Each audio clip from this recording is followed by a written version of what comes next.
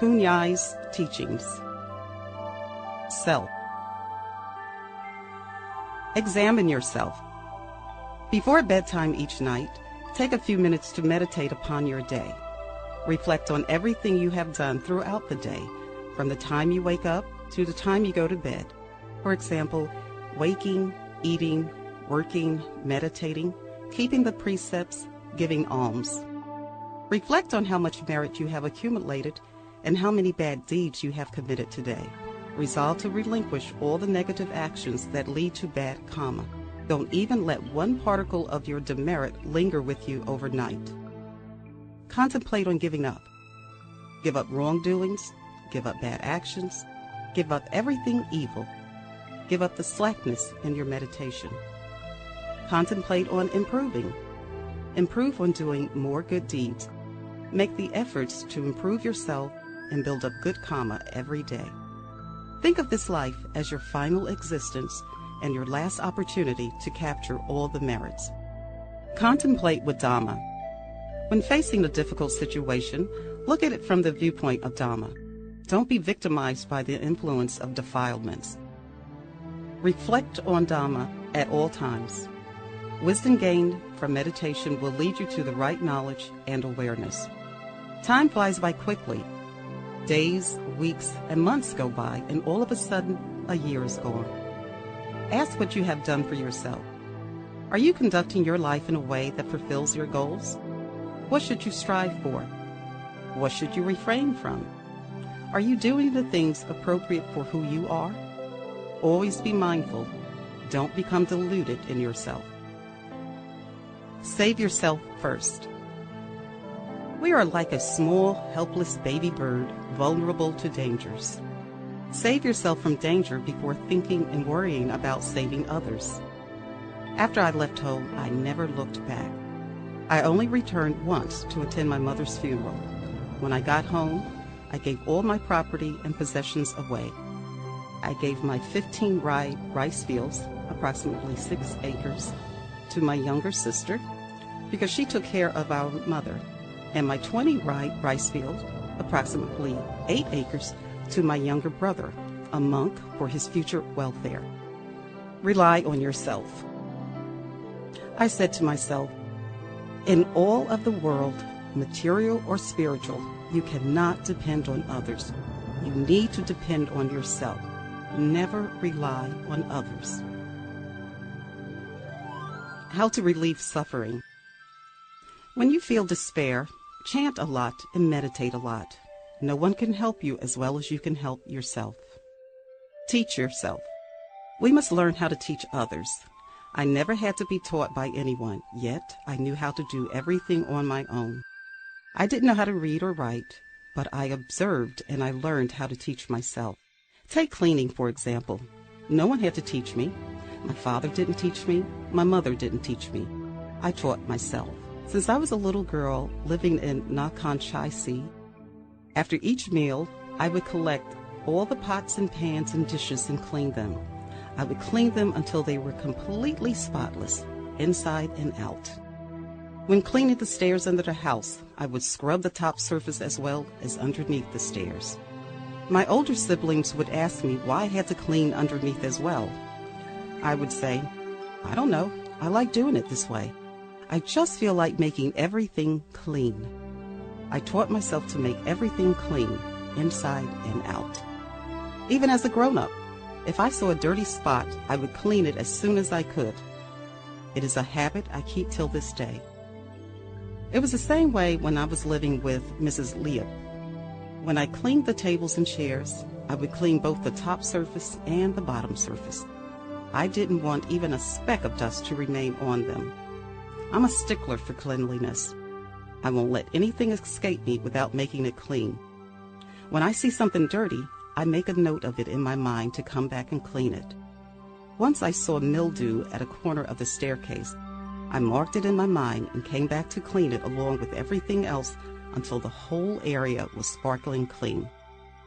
I did this in its entirety until there was nothing left to be clean. To others, this reflects on my character and makes everyone trust me. The same thing happened when I lived with Mrs. Tong Suk at Wat Pak Nam. I organized everything and cleaned every object in sight until the whole house was spotless. When I was permitted into the super advanced meditation elite class, known as the Meditation Factory, I was given the oldest bed that was infested with bed bugs. The mosquito net was old, dirty, and worn out. I did not complain. To be given an opportunity to meditate here was good enough for me. It stung when the bed bugs bit me, but I would not kill them. I would catch them and put them in a spittoon covered with a piece of paper so they could not get away. When morning came, I would release these bed bugs elsewhere. I cleaned until everything around me became spotless. My bed was clean. Even my old mosquito net was utterly clean. I have been like this since I was a little girl. I love cleanliness and orderliness. I know where everything should or should not be. I taught myself everything. I know when to do what. I know how to manage my time and how to handle my tasks. When I was at Wat Pak Nam, I taught myself orderliness and discipline. After I attained meditation skills to recall past lives, I traversed into my past to find out why I became the person I am. Through meditation, I found that the reason I was capable of self-teaching was because I had meditated a great deal in my previous existences. The merits gained from my meditation in the past lives have given rise to the knowledge and wisdom that enabled me to teach myself. You too should meditate as much as you can to develop the ability to teach yourself. Look within yourself. I look at myself. I look through myself. I understand me clearly. I look into my physical self to find my human nature until I thoroughly understand it. Then I look deeper into my spiritual self to find my transcendental nature until I understand this too. Once I understood myself, I understood others and everything else. This is the way of Dhamma. It sounds strange, but it is true, and it is profound. Try to understand ourselves truly, and we will understand everything and everyone else clearly, because this world is about us. Look inside us, and we will see the world clearly. But the ways of the world are not like this. We tend to look at others and try to understand them instead of ourselves. When we fail to understand them, we get frustrated. By looking so hard at others, we forget to look at ourselves. Acting this way will never help us truly understand. As for me, I look to myself to understand me first. Then I will understand others. Do it for yourself. When Luang Por Wat Pak Nam was guiding the super advanced meditation group, he asked every meditator, one by one, what his or her purpose was for performing the super advanced meditation. Some said they did it for Buddhism. Others said they did it for Luang Por. Everyone gave the same type of answers. When it was my turn to answer, I said, I'm doing it for myself. This was the answer that pleased Luang Por the most. He said, this is the way to go. You guys are here to do it for yourselves, not for anyone else. No one can do it for others. You do it because you want to free yourself from suffering, to free yourself from the enslavement of the Mara. Dhamma is your refuge. I see all the way through.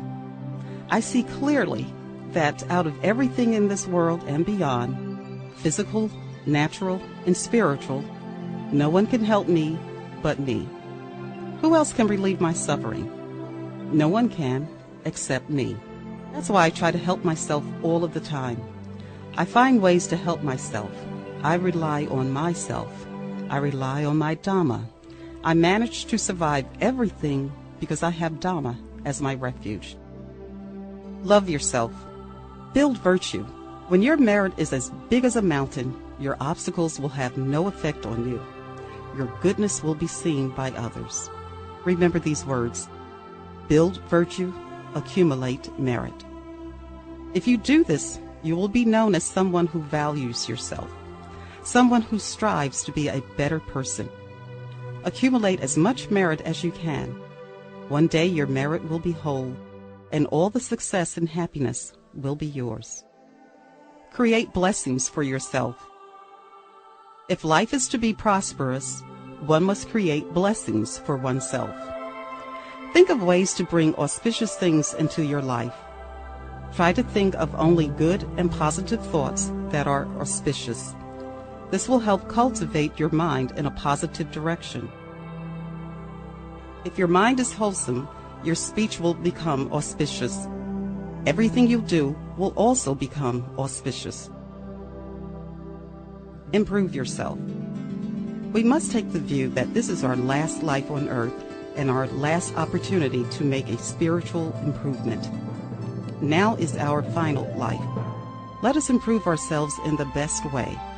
Let us accumulate as much merit as we can. Let our merit be as big as a mountain. If we want to build great merit, we must meditate a great deal, and also make wishes or resolutions that are all-encompassing. Rely on merit. In the end, we can only help ourselves. We can't count on others. We must rely on our own merit and our own determination.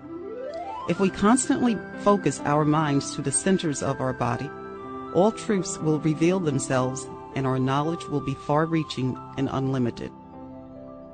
But if we let our minds wander from the center of our bodies, our knowledge will be constrained and limited.